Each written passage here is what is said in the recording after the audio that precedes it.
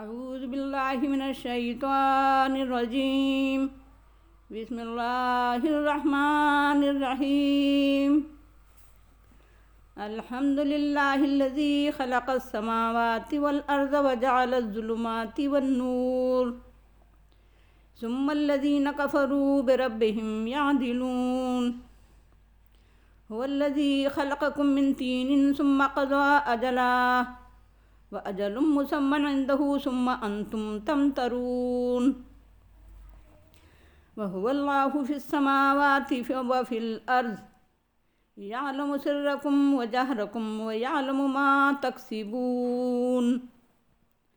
وما تأتيهم من آية من آيات ربهم إلا كانوا عنها معرضين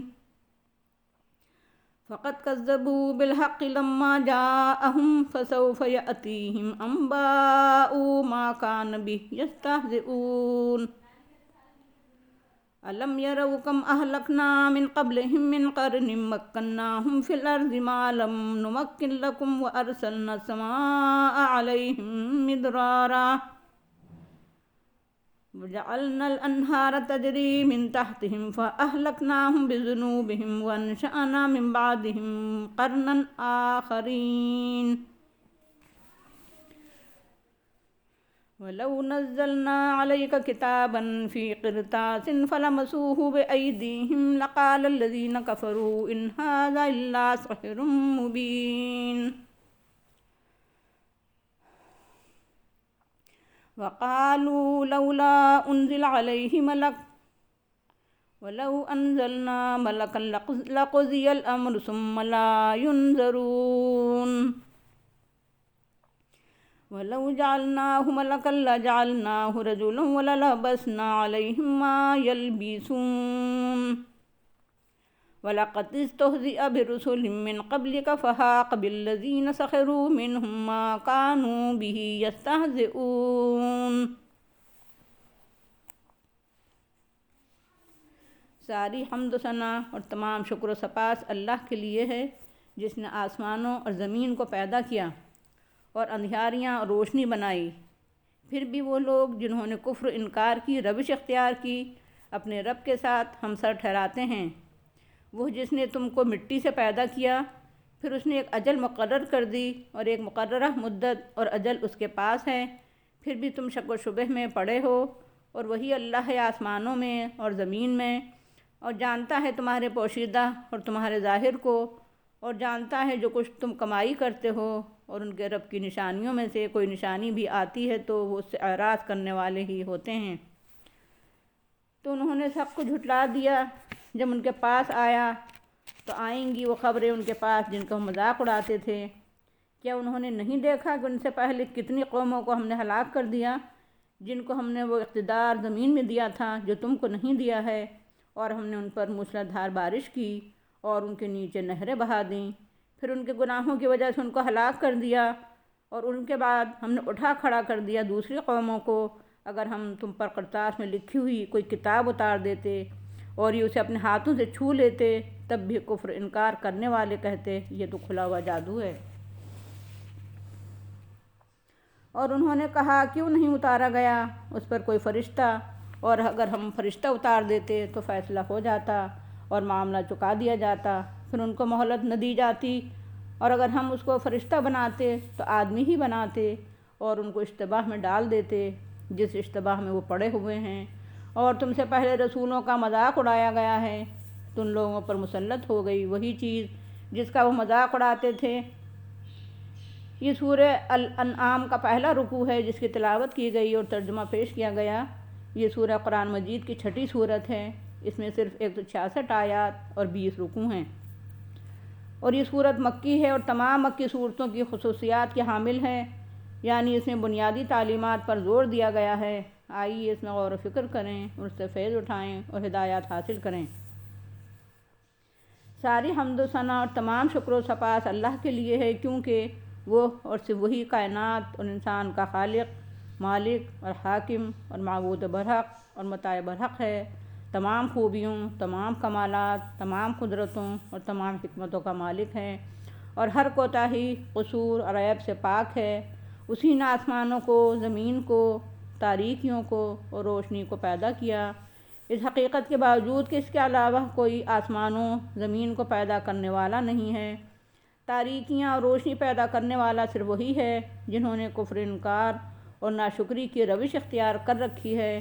وہ اپنے ہی خالق، مالک، حاکم، آقا و مولا، مربی، نگراں، محافظ، رازق اور پالنہار و پروردگار کے ساتھ دوسروں کو شریک ٹھہراتے ہیں، دوسروں کو اس کا ہمسر اور برابری والا کہتے ہیں۔ کیا یہ عقل سے بالکل کام نہیں لیتے؟ کیا ان کے یہ کہ پھوٹ گئی ہے؟ وہی تو ہے جس نے تمہارا آغاز مٹی سے کیا، اور آج بھی تم بظاہر ماں باپ کے ملاپ سے لیکن در حقیقت مٹی سے ہی پیدا ہو رہے ہو۔ آج بھی تم اپنے جسم کا تجزیہ کر کے دیکھ لو، اس کے تمام عناصر اور سارے اجزاء زمین اور مٹی ہی کے پاؤ گے، کیونکہ آج بھی ماں باپ جو غذائیں کھاتے ہیں وہ سب مٹی سے پیدا ہوتی ہیں، اور انہی غذاؤں سے ماں باپ کا خون بنتا ہے، اور اسی خون کے جوہر سے تم پیدا ہوتے ہو۔ وہی تو ہے جس نے تمہیں مٹی جیسی حقیر و ذلیل چیز سے پیدا کیا، پھر تمہیں غرور اور گھمنڈ کیسے زیب دے سکتا ہے کہ تم حق سے انکار کرو اور اپنے کو حق سے بھی اونچا تصور کرو۔ تمہاری پیدائش ہی نہیں، تمہاری موت بھی اس کے ہاتھ میں ہے، اس نے تمہاری اجل بھی مقرر کی ہے، تمہارا آغاز اور اختتام دونوں اسی کے قبضے میں ہیں، اور پھر تمہاری زندگی کا ہی نہیں، تمہاری دنیا کا اختتام بھی اسی کے ہاتھ میں ہے۔ اسی کے لیے بھی اس نے ایک مدت اور ایک دن مقرر کر رکھا ہے جس کا علم صرف اسی کو ہے۔ افسوس تم پر، استعجاب اور حیرت تمہاری سلسلے میں کہ اس قدر حقیر و ذلیل مادے سے پیدا ہونے اور اس قدر بے کس و بے بس ہونے کے باوجود کہ اپنے مادے، اپنے عناصر اور اجزاء، اپنی تخلیق اور پیدائش اور اپنی موت اور اختتام اور اپنی دنیا اور کائنات کے اختتام میں سے کسی چیز میں تمہارا اختیار نہیں، تو پھر تم جھگڑتے ہو، کٹ حجتی کرتے ہو، شک و شبہ میں پڑتے ہو اس حقیقت کے بارے میں جس سے بڑھ کر دوسری کوئی حقیقت نہیں ہو سکتی۔ اللہ نے تم کو پیدا کیا اور تمہاری ساری ضرورتیں پوری کرنے کا انتظام کیا، تو کیا وہ تمہاری رہنمائی کا انتظام نہ کرتا، رسالت اور نبوت کا انتظام نہ کرتا؟ آخری طور پر اس نے قرآن مجید نازل کر کے اور محمد رسول اللہ صلی اللہ علیہ وسلم کو مبعوث کر کے تم پر احسان کیا ہے، اور تم اس حقیقت اور حق کے سلسلے میں شک و شبہ میں پڑے ہو اور کٹ حجتیاں کرتے ہو۔ حیرت تم پر، افسوس تم پر۔ اللہ صرف آسمانوں کا خدا نہیں ہے، صرف زمین کا خدا نہیں ہے، بلکہ پوری کائنات کا وہی خدا ہے۔ کس قدر بعد، دوری اور اختلاف ہے آسمانوں اور زمین میں، اس کے باوجود دونوں میں توافق، توازن اور باہم سازگاری بھی مثالی ہے۔ یہی ثبوت ہے اس بات کا کہ آسمانوں اور زمین دونوں کا خالق، مالک اور حاکم ایک اللہ ہی ہے۔ پھر کس قدر بے بنیاد ہے تمہارا یہ خیال کہ آسمانوں کا خدا اللہ ہے اور زمین کا انتظام اس نے اپنے پیاروں کے سپرد کر رکھا ہے۔ اس نے ان معاون خداؤں کی عبادت، اطاعت، پوجا اور بندگی بھی کرنا چاہیے۔ واقعہ یہ ہے کہ آسمانوں اور زمین کا ایک ہی خدا ہے، اللہ جو تمہاری خفیہ اور علانیہ، اچھی اور بری، ہر قسم کی باتوں اور کاموں کو جانتا ہے، تمہارے پوشیدہ رازوں، ارادوں اور سرگرمیوں کو جانتا ہے، اور تمہاری ظاہری حرکتوں، جولانیوں اور کرتوت سے بھی واقف ہے، اور تم جو کچھ بھی اچھی بری کمائی کرتے ہو اس سے بھی آگاہ ہے۔ اس لیے تم محمد رسول اللہ صلی اللہ علیہ وسلم اور قرآن مجید کی دعوت و پیغام قبول کر کے سیدھی طرح راہ راست اختیار کر لو، ورنہ تمہارا انجام اچھا نہیں ہوگا۔ ان لوگوں کا حال یہ ہے کہ ان کے پاس اللہ کے وجود و صفات اور توحید کی جو نشانی، دلیل اور ثبوت سامنے آتا ہے اس سے یہ اعراض کر جاتے ہیں۔ انسان ایک ذمہ دار وجود ہے، انسان کو عقل و شعور اور ارادہ و اختیار اور برائی اور بھلائی کا احساس میسر ہے۔ انسان کو دوسرے عالم میں زندہ کیا جائے گا اور اس سے حساب زندگی لیا جائے گا، اور پھر اسے سزا سے دوچار ہونا ہوگا یا وہ جزا سے ہمکنار ہوگا۔ اس حقیقت پر متوجہ کرنے والی کوئی بھی دلیل، اس پر روشنی ڈالنے والی کوئی بھی حقیقت، اس کی سچائی پر کوئی بھی علامت اور آیت سامنے آتی ہے تو اسے گریزاں نکل جاتے ہیں، اس کی طرف سے چشم پوشی کر جاتے ہیں، تاریخ پڑھتے ہیں، تاریخی مقامات پر سے گزرتے ہیں، تاریخی شخصیتوں اور تاریخی قوموں اور سلطنتوں کے قائم ہونے، پھلنے پھولنے کے واقعات اور ان کا تمطراق سب کچھ ان کے سامنے آتا ہے، اور ساتھ ہی ان کی ہلاکت و تباہی اور بربادی کی داستانیں بھی ان کے سامنے آتی ہیں، مگر سب کی توجیہ اور تعویل صرف مادی نقطہ نظر سے کر کے اپنی غفلت و شاعری کا ثبوت دیتے ہیں،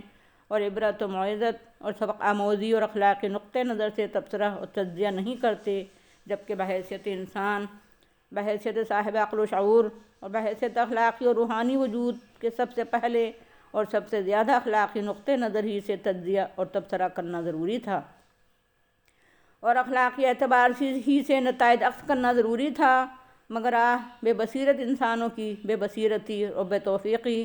ہر نشانی، ہر آیت، ہر معجزہ اور ہر دلیل اور ہر ثبوت مادیت کے مادوں کے لیے بیکار ثابت ہوتا ہے، مادیت کے ماروں کے لیے بیکار ثابت ہوتا ہے۔ کاش انسانیت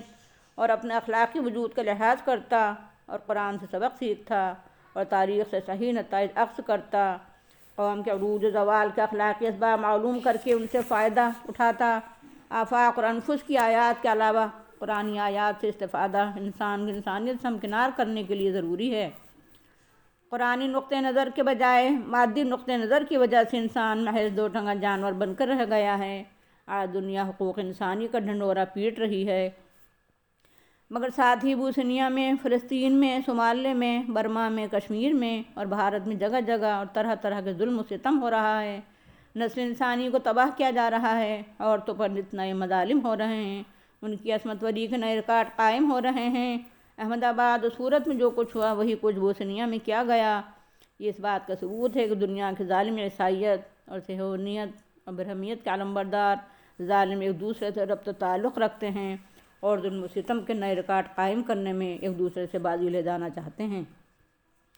سچ کہا اقبال رحمۃ اللہ علیہ نے، پیتے ہیں لہو دیتے ہیں تعلیم مساوات۔ یہ سب کچھ کیوں ہو رہا ہے؟ اس لیے ہو رہا ہے کہ خوف خدا اور خیال آخرت نہیں رہا۔ قرآنی تعلیم اور پیغام کو دنیا جب تک نہیں اپنائے گی تب تک دنیا کا رنگ نہیں بدلے گا۔ جو لوگ ہر آیت اور ہر نشانی اور سبق آموز واقعوں کو نظر انداز کرنے کے عادی تھے، ان کے پاس جب محمد رسول اللہ صلی اللہ علیہ وسلم اور قرآن مجید سراپا حق لے کر نمودار ہوئے، انہوں نے اس حق کا بھی انکار کر دیا۔ سورۃ الانعام ہجرت سے پہلے نازل ہوئی ہے۔ یہ وہ دور تھا کہ مسلمانوں پر ظلم و ستم انتہائی عروج پر تھا، کامیابی و کامرانی اور فتح و نصرت کی علامتیں اور نشانیاں اور آثار دور دور نظر نہیں آ رہے تھے۔ قرآن نے پیش گوئی کی کہ جس چیز کو اے منکرین حق تم بعید سمجھتے ہو، یعنی حق کا غلبہ و اقتدار، اسلام کا فروغ و اشاعت، مسلمانوں کی کامیابی اور کامرانی، اس کے متعلق جلد ہی خبریں سنو گے۔ اور ایسا ہی ہوا کہ غیب سے اللہ تعالیٰ نے مدد فرمائی، یثرب سے لوگ آنا شروع ہوئے، ایمان لاتے ہیں اور عہد اقرار معاہدے کرتے ہیں، مسلمان رفتہ رفتہ ہجرت کرتے ہیں، اور آخر اللہ کا نبی صلی اللہ علیہ وسلم اور صدیق بھی دونوں ہجرت کرتے ہیں، اور آخر علی بھی وہیں پہنچ جاتے ہیں جن کو رسول اللہ صلی اللہ علیہ وسلم مکے ہی میں لوگوں کی امانتیں واپس کرنے کے لیے چھوڑ آئے تھے، اور اس طرح عروج اقتدار کا دروازہ کھل جاتا ہے۔ اس پیشن گوئی میں نبی صلی اللہ علیہ وسلم اور مسلمانوں کے لیے تسلی و تشفی کا سامان بھی تھا اور ظالموں کے لیے تحریر اور دھمکی بھی تھی۔ قریش اور اہل عرب جن اسباب سے حق و حقارت کے ساتھ ٹھکراتے تھے، ان میں سے ایک ان کا غرور اقتدار تھا۔ اللہ تعالیٰ فرماتا ہے، کیا تمہارا اقتدار اور کیا تمہاری آخر حیثیت ہی کیا ہے؟ اپنے ملک کی تاریخ دیکھو، دنیا کی تاریخ دیکھو، کتنی قوموں کو ہم نے عروج دیا تھا، اقتدار بخشا تھا۔ ان کا عروج اقتدار تمہارے عروج اقتدار سے بہت زیادہ تھا،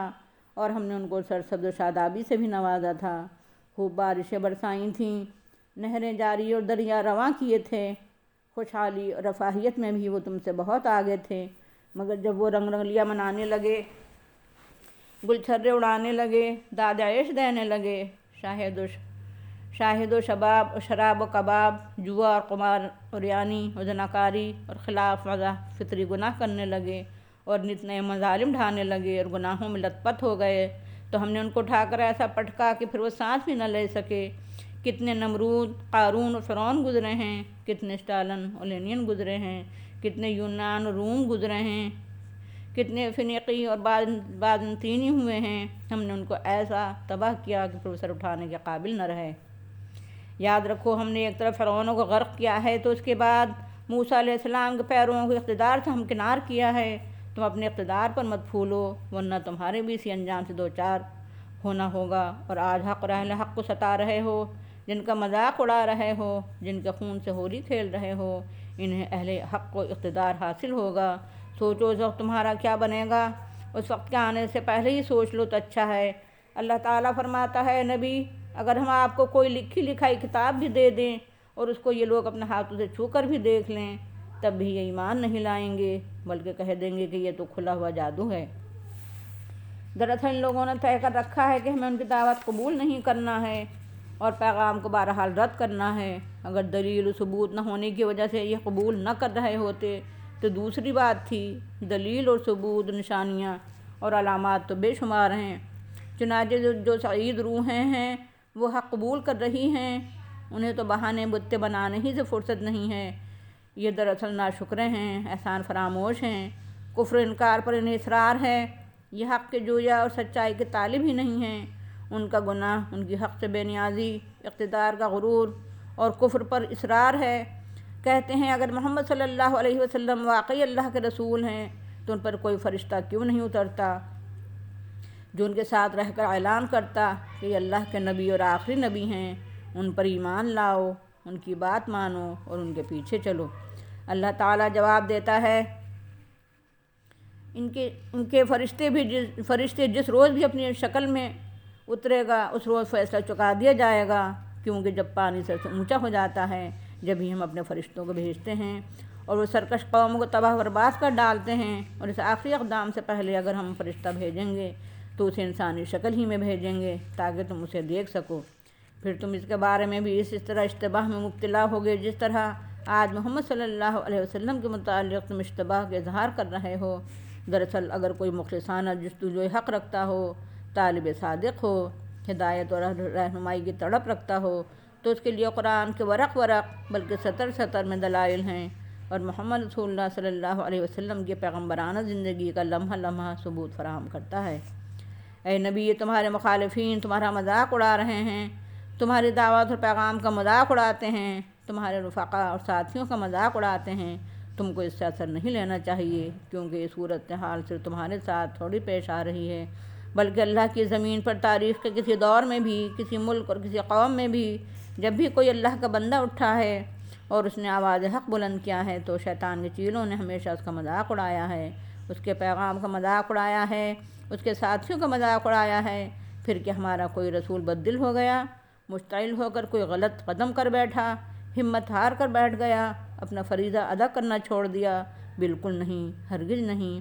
ہمارے تمام پیغمبر ہمیشہ استقامت کا پہاڑ ثابت ہوئے، وہ مایوس نہیں ہوئے، وہ حوصلہ نہیں ہارے، وہ مشتعل نہیں ہوئے، وہ مثبت طور پر صبر و استقامت کے ساتھ، خلوص للہیت کے ساتھ اپنے مشن کو کامیاب کرنے کی جد و جہد میں لگے رہے، اپنا تن من دھن کھپاتے رہے۔ نتیجہ یہ ہوا کہ حق پھیلا، اسے فروغ حاصل ہوا، بلکہ اسے غلبہ تسلط حاصل ہوا، اسے اقتدار حاصل ہوا، اور کفار جس کا مذاق اڑاتے تھے وہی دین، وہی اصول، وہی افکار اور نظریات چھا گئے اور غالب ہو گئے۔ اس طرح اے نبی صلی اللہ علیہ وسلم اور اے ہمارے نبی صلی اللہ علیہ وسلم کے سچے پیروکار، آج بھی یہی ہوگا۔ تم ہرگز ملول نہ ہو، ہرگز مایوس نہ ہو، ہرگز ہمت نہ ہارو، صبر استقامت کے ساتھ دعوت و تبلیغ کا فریضہ ادا کرتے رہو، اسلامی تحریک چلاتے رہو اور اس راہ میں قربانیاں دیتے رہو۔ تم اور تمہارے ساتھی ہی کامیاب ہوں گے اور دین غالب ہو کر رہے گا۔ یہ ہے مختصراً توضیح الانعام کے پہلے رکوع کی۔ آئیے بھی رکوع کے نکات بھی نوٹ کریں۔ تمام حمد و ثنا اور تمام شکر و سپاس کا مستحق صرف اللہ ہے، کیونکہ کائنات کو صرف اسی نے پیدا کیا ہے۔ کائنات اور کائنات میں تاریکیاں نور پیدا کرنے والا اللہ ہے، اس کے علاوہ دوسرا کوئی نہیں ہے، تو کسی دوسرے کو خدا سمجھنا، خدا کا شریک یا خدائی صفات کا حامل فرض کرنا کیسے درست ہو سکتا ہے؟ اللہ نے انسان کو مٹی سے پیدا کیا ہے، انسان کے لیے موت کا وقت مقرر کیا ہے اور قیامت کا دن بھی متعین کیا ہے۔ انہی تین چیزوں پر آدمی غور کر لے تو اس کی سمجھ میں آ جائے گا کہ توحید ہی حق ہے اور الحاد، کفر اور شرک کی کوئی گنجائش نہیں ہے۔ انسان کے سلسلے میں کسی شک و شبہ میں پڑھنے اور کٹ حجتیاں کرنے کا کوئی حق نہیں ہے۔ پوری کائنات کا خدا ایک اللہ ہی ہے، وہ انسان کے کھلے چھپے حالات اور اس کے اچھے برے اعمال ہر ایک سے خوب اچھی طرح واقف رہتا ہے۔ کفار اور مشرکین جن کے اندر ہدایت کی سچی طلب نہیں ہوتی، وہ توحید و رسالت اور آخرت کی ہر نشانی، آیت اور دلیل پر سے یوں ہی گزر جاتے ہیں اور اس سے فائدہ نہیں اٹھاتے ہیں۔ قرآن نے جو بھی پیشن گوئیاں پیش کی ہیں سب سچی ثابت ہوئیں۔ قرآن واقعی الہامی کتاب ہے۔ جو لوگ غلبہ و اقتدار یا خوشحالی اور رفاہیت کے غرور میں مبتلا ہو کر حق کا انکار کرتے ہیں، انہیں معلوم ہونا چاہیے کہ ان سے بڑا اقتدار رکھنے والی اور ان سے زیادہ خوشحالی سے ہمکنار قوموں کو وہ حرف غلط کی طرح مٹا چکا ہے اور ان کا غرور خاک میں مل چکا ہے۔ جو لوگ کفر پر اڑے رہنے کا تہیہ کر چکے ہیں ان کے لیے ہر دلیل بیکار ہے۔ اللہ فرشتوں کو ان کی اپنی صورت میں اس وقت اتارتا ہے جب کسی قوم کو اس کے گناہوں کی پاداش میں تباہ کرنا چاہتا ہے، اور انسانی شکل میں اتارنے پر وہی شبہات وارد ہوں گے جو نبی کے متعلق لوگ کرتے ہیں۔